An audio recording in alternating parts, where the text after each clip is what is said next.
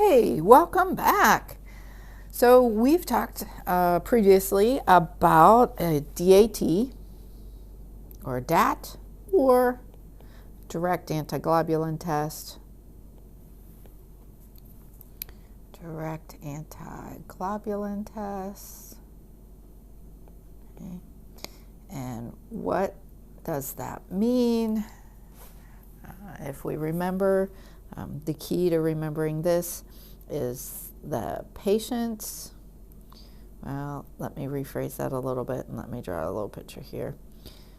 We'll say the red blood cells, and I don't necessarily always want to say patient ones because they could be transfused ones. But the red blood cells have been sensitized, and the key here is in vivo. So red blood cells, these little guys, have been sensitized or coated with antibodies while they are inside the patient. Okay, so when we have a positive DAT, we have determined, and so right here's my example. You can see in this tube we have some red blood cells, and you can see they're coated with antibodies. So this is my patient. They are coated with antibodies, so they have a positive DAT. And what do we do with that? So we've established previously as well that you can do a test and determine whether it's the antibodies, the cells are being coated by, IgG or complement. Okay. So let's say we've determined now that those cells are coated with IgG antibody. And I'm going to ask you this question. Do we care what kind of antibody it is that are coating our patient cells? I would hope you'd say yes. Okay. We want to know what specific antibody is coating those cells so we can treat our patient. Well, how do we figure that out? We have all these cells that are coated with antibody, and we want to figure out the specificity of those antibodies. So we want to know, has the patient been transfused? And if so, are those antibodies against the patient or the transfused cells? And what is the antibody to? So what we can do is what we're going to call an elution, E-L-U-T-I-O-N. So that's an elution. An elution is where we're going to take these red blood cells, and so let me just copy them here.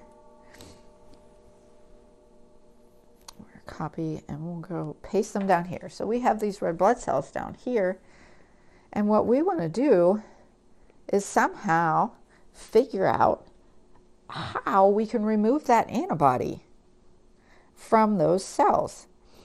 And the process of that is an elution. So this elution, there are kind of two ways we can do this. One, okay, it is kind of, I can say harsh, but it's harsh because it's harsh to the sample.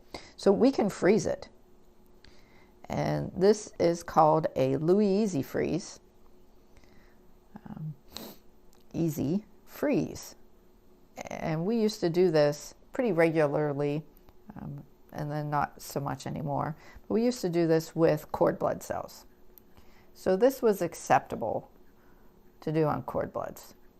And so you just took a little bit of the sample, made a suspension, and you froze it. And what happens when you freeze red blood cells? Right? Well, when you freeze them, you destroy them. Okay, they rupture. They lyse. R-U-P. You gotta spell that right? Okay, they rupture or they lyse. And when they lyse, that releases that free antibody. So that antibody is now free with all of these little red cell fragments and hemoglobin floating in there. And then we would centrifuge that tube that we had performed this in. And so in our tube, that we froze it in, we'd centrifuge, and what would happen is any membranes from the cells would go to the bottom, and then that antibody would be free floating in the supernatant, and we would take off that supernatant. Okay. We'd take the supernatant off, and we would mix it, because this was with a cord blood, A and B cells. Okay. So we'd mix it with A and B cells and determine what that specificity of that antibody was for a cord blood, because the most common one for a cord blood would have been an ABO.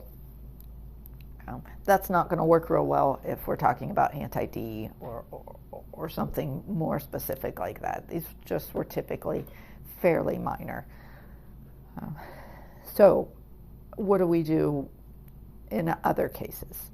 So we have another method, and it's done by acid elution.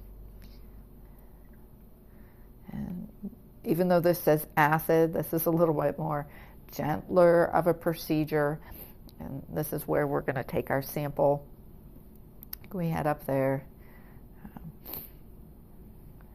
We have our red blood cells coated with antibody in here, and we treat it. We change the pH, okay? And by changing that pH, that causes an environment where those antibodies don't like to be on the red blood cells, and they release into solution. And in that instance, then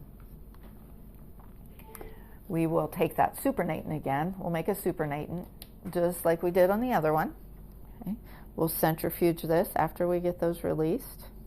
Okay. We have our tube. And our red blood cells, once again, they'll go to the bottom, and our antibodies will be in the supernatant up here floating around. Okay. And up here, I did draw this, but that's okay. Let's keep going. There's our antibodies and our supernatant. Well, now what do we do? With these instances, this isn't a cord blood, so it's not going to be something simple like just doing an anti-A or an anti-B. So we would take this supernatant and test it just like we would a patient against an antibody panel. So we'd get our antibody panel. We'd add the supernatant to 1 to 11, or if you have one that has 24 cells, etc., whatever size one panel that you use, and you'd perform an antibody panel, and that would hopefully then give you an identification of that antibody causing the problem. Okay, and this works really well if it's a specific antibody. Say if it is a delayed hemolytic transfusion reaction, and it is JKA, we would determine that that would be, an antibody to JKA, and that's a nice easy one. Unfortunately, a lot of times when we're doing these, what if it's an auto and it's an IH?